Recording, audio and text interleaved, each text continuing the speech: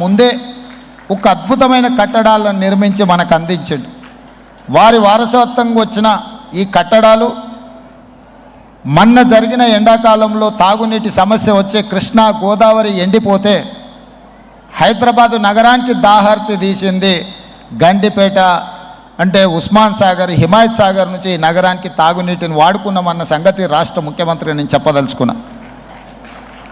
ఈ ప్రజలకు కోట్లాది మంది దాహార్తిని తీర్చే ఈ యొక్క చెరువులను శ్రీమంతులుగా గొప్ప వ్యక్తులుగా ఉన్న వాళ్ళు వాటి పక్కనే ఫామ్ హౌజుల పేరు నిర్మించుకొని వాళ్ళ డ్రైనేజ్ కాలువలు తీసుకెళ్ళి గండిపేటలో కలిపినారు.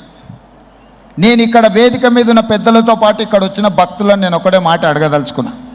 ఇవాళ వాళ్ళ విలాసవంతమైన జీవితం కోసం నిర్మించుకున్న ఫామ్ హౌజుల నుంచి వచ్చే డ్రైనేజ్ గండిపేటలో హిమాయత్ సాగర్ తాగునీటిలో కలిపితే ఆ నీళ్ళు హైదరాబాదు నగరానికి తాగడానికి సరఫరా చేస్తుంటే వాళ్ళు నిర్మించిన అక్రమ నిర్మాణాలను వదిలేస్తే ఇక నేను ప్రజాప్రతినిధిగా విఫలమైనట్ట కాదా మీరు ఒక్కసారి ఆలోచన చేయండి.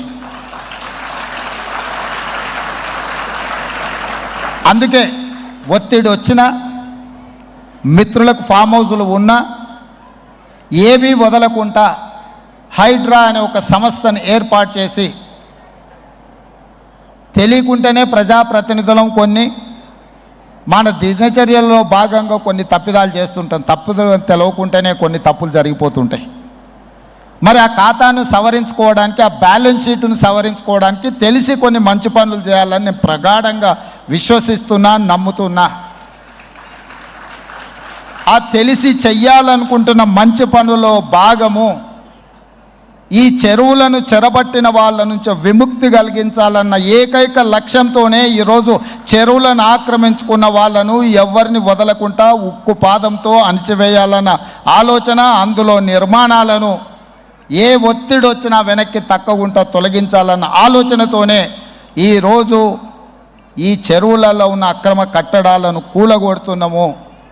దీనికి స్ఫూర్తి భగవద్గీత అనే కురుక్షేత్ర యుద్ధ సందర్భంలో అర్జునుడు ఆయుధాలను కింద పడేసి రాజ్యం కోసం భీష్మ పితామహుడు, అదేవిధంగా కర్ణుడు, దుర్యోధనుడు, దుశ్శాసనుడు నా సహోదరులందరూ ఆ పక్కన నించుంటే ఈ రాజ్యం కోసం వాళ్ళందరినీ సంహరించడం, వాళ్ళని సంహరించి రాజ్యాన్ని సాధించుకోవడం ద్వారా ఏమి ఉంటుంది, ఏం మనశ్శాంతి వస్తుంది అని చెప్పి అర్జునుడు యుద్ధతంత్రం నుంచి తప్పుకుంటా అన్నప్పుడు శ్రీకృష్ణ భగవానుడు బోధించిందే భగవద్గీత. చంపేదెవరు, చంపించేదెవరు, లోక కళ్యాణం కోసం నీ బాధ్యతను నెరవేర్చాల్సిందే. ధర్మం బ్రతకాలి, అధర్మం ఓడాలి అంటే నువ్వు యుద్ధం చెయ్యాల్సిందే అనే యుద్ధనీతిని ఆ రోజు అర్జునుడికి బోధించింది శ్రీకృష్ణ భగవానుడు. ఇవాళ ఆ శ్రీకృష్ణ భగవానుడి బోధనానుసారమే ఈరోజు ఈ చెరువులను కాపాడే కార్యక్రమాన్ని నేను తీసుకుంటున్నా. నాకు తెలుసు ఈ చెరువులలో నిర్మాణమైన విలాసవంతమైన ఫామ్ హౌజులు ప్రభుత్వాన్ని ప్రభావితం చేయగలిగిన స్థానాలలో ఉన్న చాలామంది వ్యక్తులు ఉన్నారు. ప్రత్యక్షంగా ప్రభుత్వంలో భాగస్వాములు అయి ఉండొచ్చు, లేకపోతే సమాజం మీద బాగా ప్రభావితం చేయగలిగిన వ్యక్తులు ఉండొచ్చు. కానీ వాటన్నిటినీ నేను పట్టించుకోదలుచుకోలే. ఇది భవిష్యత్ తరాలకు, ఇది రాజకీయాలకు సంబంధం లేదు. నేను స్పష్టంగా చెప్పదలుచుకున్నా. రాజకీయాల కోసమో లేకపోతే రాజకీయ నాయకులను కొంతమందిని దృష్టిలో పెట్టుకొని చేపడుతున్న కార్యక్రమం కాదు ఇది. భవిష్యత్ తరాలకు, మన పిల్లలకు, వాళ్ళ పిల్లలకు వారసత్వంగా మనం అందించే సంపద ఈ సరస్సులు, ఈ నదులు, లేకపోతే ఈ రోజున్న ఈ చెరువులు. ఈ ప్రకృతి సంపదను మనం విధ్వంసం చేస్తే ప్రకృతి మన మీద కక్ష కడుతుంది. ప్రకృతి మన మీద ప్రకోపిస్తే మనం చెన్నైలో చూసినాం, అదేవిధంగా ఉత్తరాఖండ్లో చూసినాం, నిన్నగాక మొన్న వాయనాడు మనం కేరళలో చూసినాం.